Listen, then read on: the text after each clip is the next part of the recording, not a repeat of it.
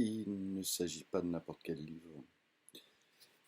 Ce livre-là m'a été envoyé par mon amie Jacqueline, avec qui je fais des lectures dans le cadre de Lire et Relier. Donc je suis très touché.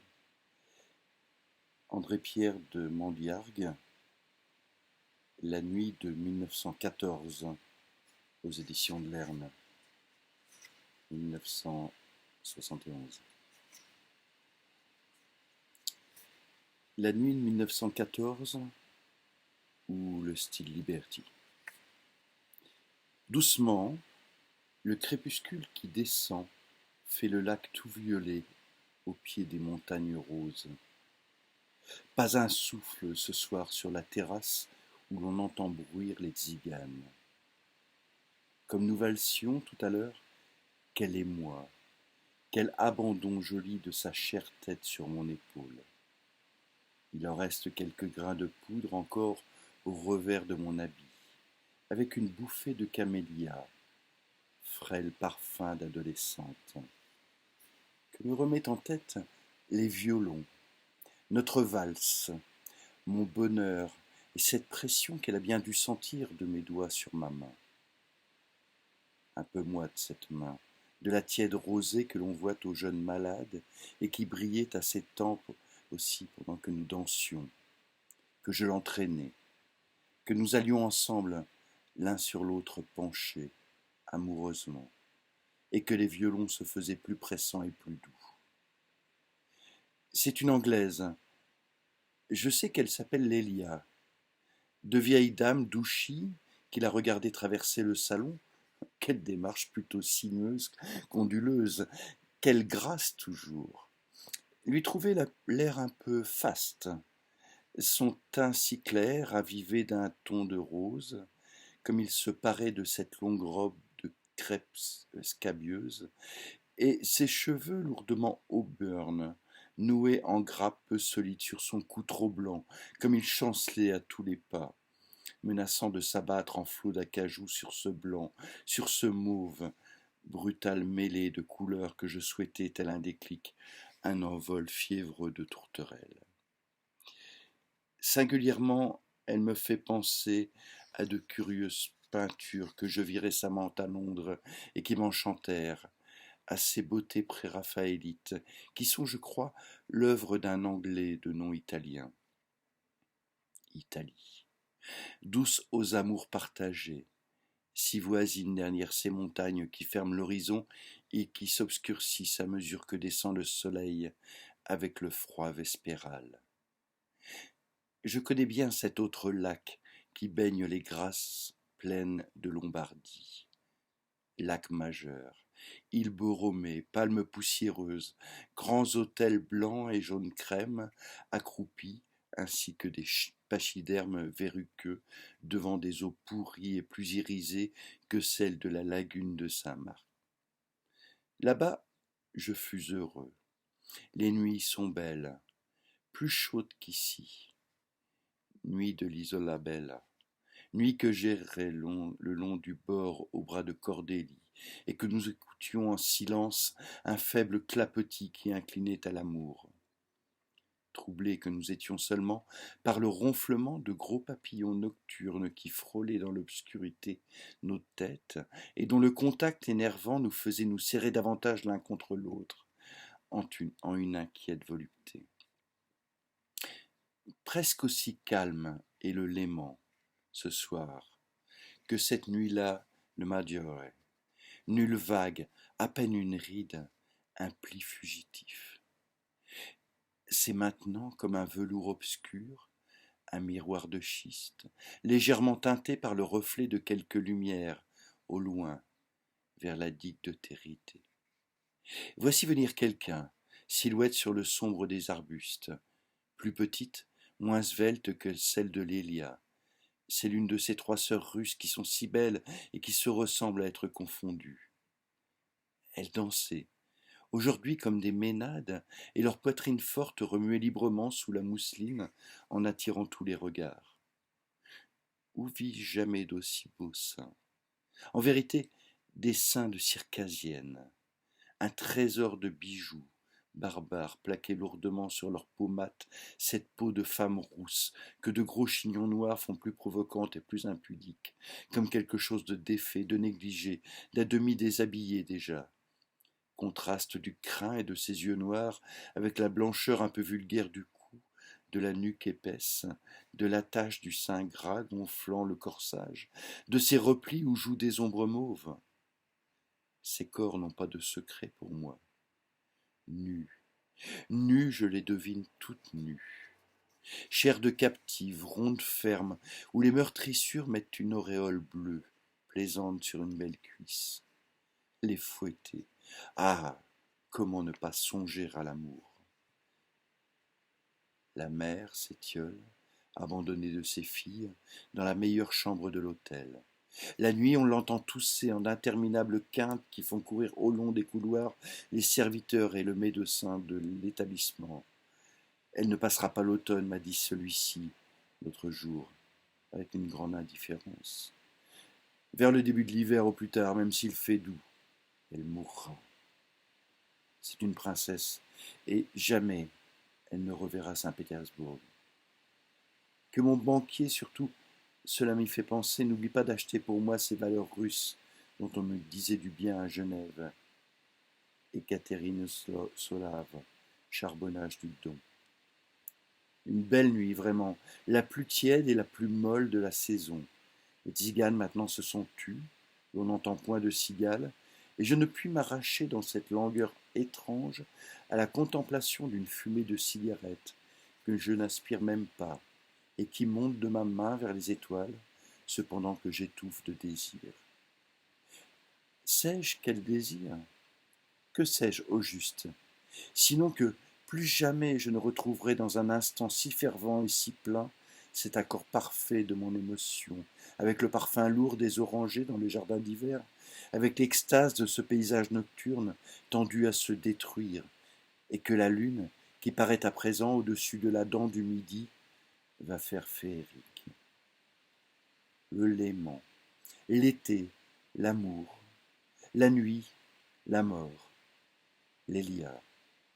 Lélia, comment n'a-t-elle pas répondu encore à mon appel? Lélia, trop fragile pour supporter les brumes de Londres et ses frimas. Jeune fille élancée que je sentais frissonner contre moi ce soir, tandis que se levaient ses yeux vers les miens et qu'il s'y attachait, implorant comme ceux des biches à l'Ariana. Lélia. Ce nom si mince, pourquoi me fait-il penser à un bois de bouleaux sous le vent du nord? Ne résistez pas davantage, laissez-vous entraîner. Quelques pas seulement, dans l'obscurité, pour échapper à votre Fräulein, qui vous garde trop jalousement. Nous serions au bord du lac, et les barques nous attendent où je sais, simplement amarrées à la berge. Car les Suisses sont confiants, comme ils sont honnêtes. Je vous prendrai la main, vous hésiterez un peu, puis vous embarquerez en vous appuyant sur mon bras, et derrière vous, je sauterai, vite, pousser le canot d'un coup de rame, quitter la terre, glisser tous deux ensemble dans la nuit parfumée, sans parler ni bouger, à la dérive, au fil des courants où déjà, parmi les nénuphars, flottent quelques feuilles jaunes ou rousses, funèbres, et qui font penser à l'automne. Je tremblerai autant que vous, et, pour remplacer des mots que je ne sais pas, j'arrangerai sur vos épaules votre châle de cachemire. Alors, vous viendrez plus près, parce que, soudain, le froid vous aura prise, ou bien par peur de la solitude et de ces eaux noires qui se brisent avec un clapotis sinistre sur les murs à pic du château de Chillon, au-dessus de ces cachots que nous vîmes et qui s'enfoncent très loin sous les eaux, de ces murs suintants de salpêtre et de ces vieux os moussus dont je vous contais les histoires cruelles. Et votre première faiblesse, petit roitelet, rouge-gorge, jeune fille fluette, nous jettera l'un contre l'autre dans un interminable baiser. Nos doigts s'uniront. La barque errante jusqu'au matin peut-être bercera sous le vent notre couple immobile. À l'hôtel, ce serait de l'affolement, du bruit, des cris de la Fräulein. Oublions bas cette personne ridicule. La brutale nouveauté de ces embrassements, Lélia, mon enfant chéri, comment y résisteriez-vous? Votre cœur malade s'y briserait, et déjà je me vois ramenant vers la berge, hélas, un cadavre adorable. Ou pis ou mieux encore, confier aux vaguelettes, avec un respect passionné, ce beau corps dont je rêve, après un dernier baiser sur le froid de ses lèvres peintes, après avoir fermé ses grands yeux couleur de châtaigne, encore ouverts sur de brefs amours. Voir dans l'eau toute la chevelure rougeoyée aux lueurs de l'aube, flotter autour d'elle comme un linceul opulent, surnager quelques minutes dans la descente aux abîmes d'une victime ravissante.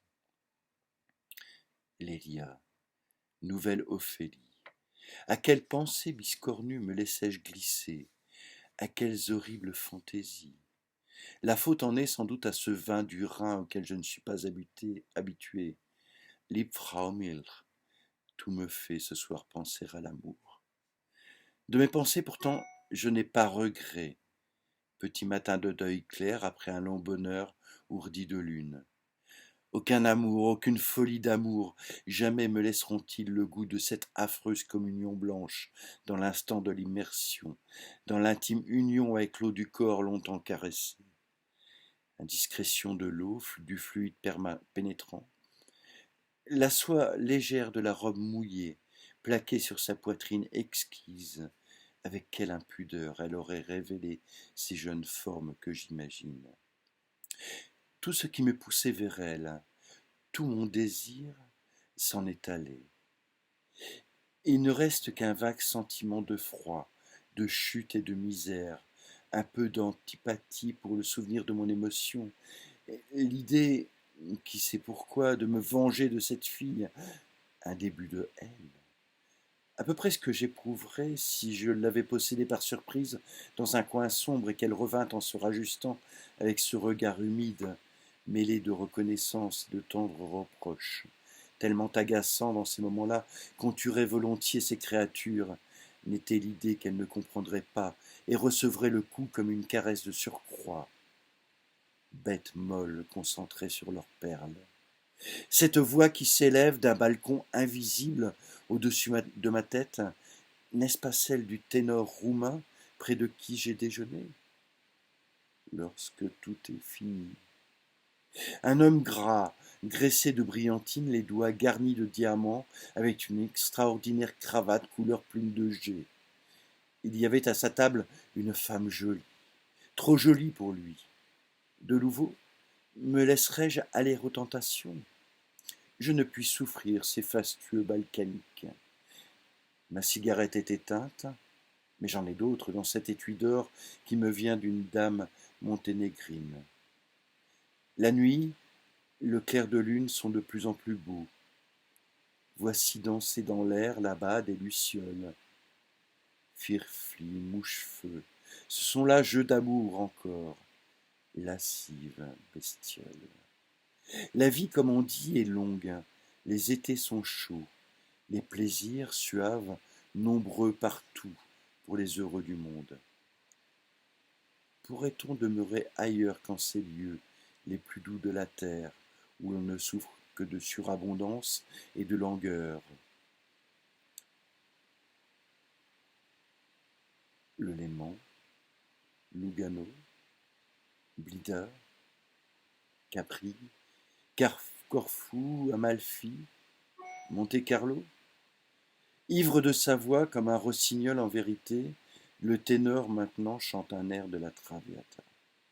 Il y met tant de flamme et tant de nostalgie qu'il me semble, si pour une minute il se tait, entendre le spectre de Violetta qui lui répondrait du fond du lac.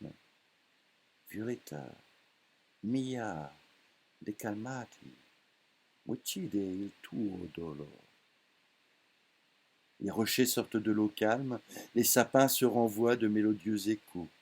Ainsi peut-être Orphée charmait la nature. Ah, qu'importe le chanteur. Ne résistons plus au pouvoir de cette musique ensorceleuse, blessante, qui paraît naître en ce moment même dans l'atmosphère immobilisée, prodigieusement, du site frappé de paix lunaire. Oublions tout de cet homme grossier qui lisait à midi le journal de Genève.